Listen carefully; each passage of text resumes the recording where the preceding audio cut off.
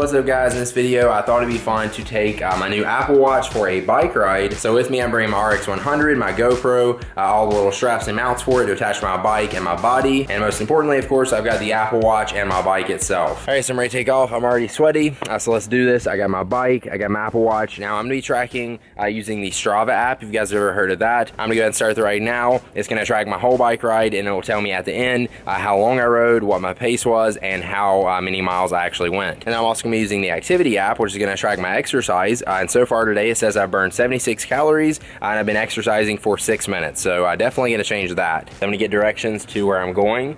So let's try that out. Give me directions to McAdenville, North Carolina. And there we go. I'm just gonna hit start. All right, so it is 5:35. Let's ride.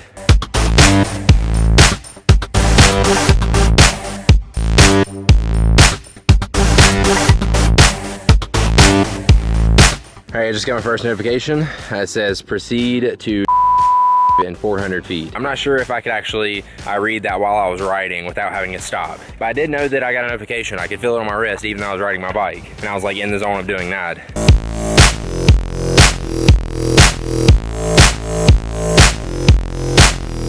Alright, so quick little update, my maps is not working at all on the Apple Watch.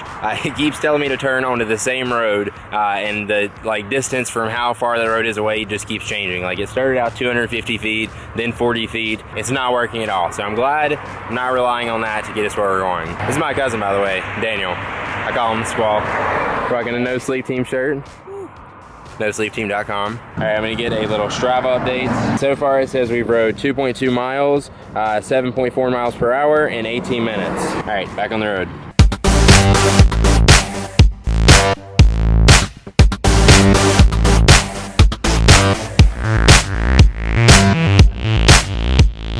So we ran to the store to get us some waters. I'm already super thirsty, so yeah, quick break.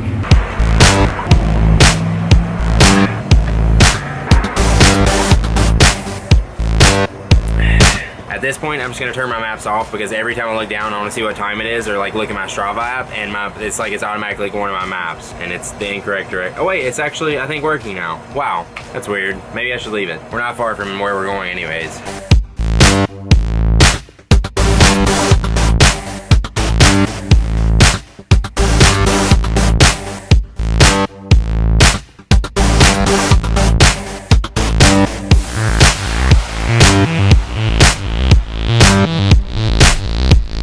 My iPhone is talking to me, and I literally, as I looked at my watch, it vibrated. It says 1 mile, I will arrive in McAdenville. Oh, now you want to give me directions.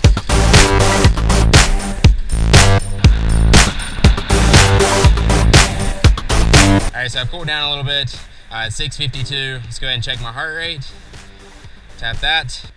All right, so I got 89 beats per minute. About a minute ago, I had 92. So nothing too crazy. It's pretty cool that you can see it though. It's just interesting to know. I like that.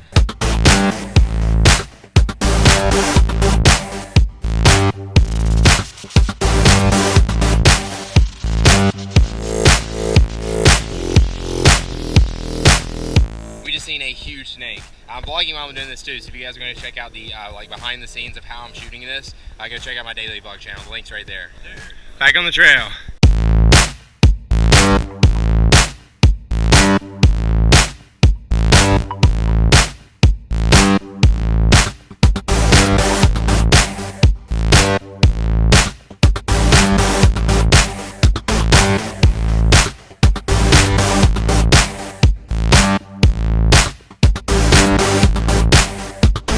So we just stopped by the river, stacked some rocks. We're like actually out here in the middle of these rocks where the water's like flowing by out into the bigger part of the river. And yeah, I got my hands dirty, so I've got to wash them. Good thing my Apple Watch is waterproof, so it doesn't matter if it gets splashed. They're not waterproof, but water resistant. All right, good as new.